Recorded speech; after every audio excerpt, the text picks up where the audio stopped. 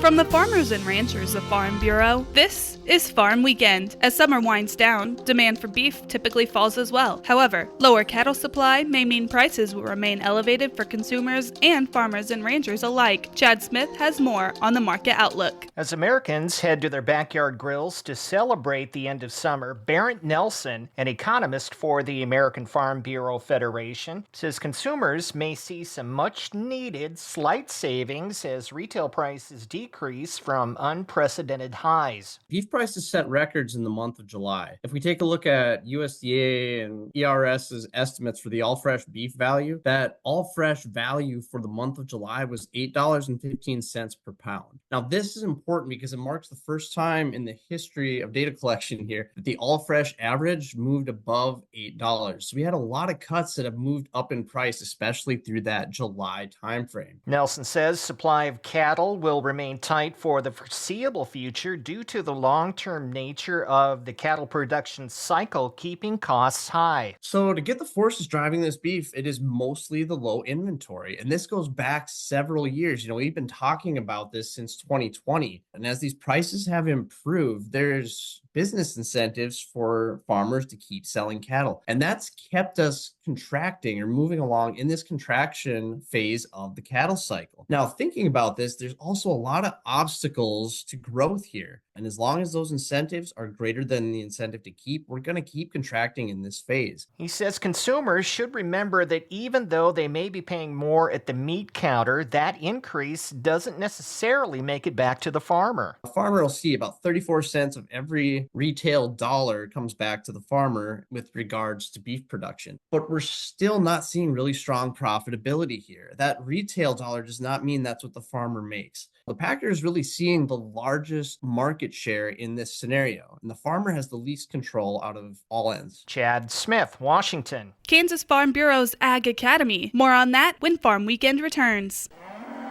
Hey, farmers and ranchers, just as you do ride-alongs to inspect your fields and cattle, make sure you do the same for your mental well-being. Take time to check in with yourself and your neighbors. And if you find yourself in a crisis, remember, there's immediate help available at 988. Mental health is just as vital as the health of your farm. Let's prioritize it together. This message brought to you by Kansas Farm Bureau and Kansas Farmers Union. Ag Academy is an educational program providing a conduit for individuals of all occupations and agricultural knowledge to be exposed to the many facets of production ag, rural communities, and ag policy. The in-person sessions will be spread across Kansas to allow participants a first-hand view of many components and facets of production agriculture across our great state. Registration information can be found at www.kfb.org/Ag Academy and closes September 6th. Next, Insight with Glenn Bronkow. Frustrated with your current healthcare coverage? Kansans are saving up to 60% a month with Kansas Farm Bureau health plans. Choose from individual and family plans, short-term coverage, or dental and vision plans. It's quality coverage you can afford. Learn more and get a free quote by visiting kfbhealthplans.com or visiting a Farm Bureau Financial Services agent near you.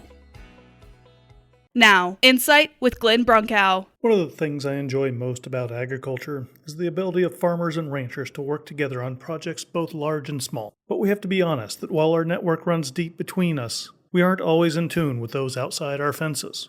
Farmers and ranchers have and will continue to face challenges from people with extreme views about what we do. These radicals are trying to turn one of our greatest strengths, the system that delivers food from farm to fork, into a weakness by attacking individual links in the chain. An animal welfare group in Denver is asking voters in November to essentially put a 70-plus-year-old meat processor, Superior Farms, out of business.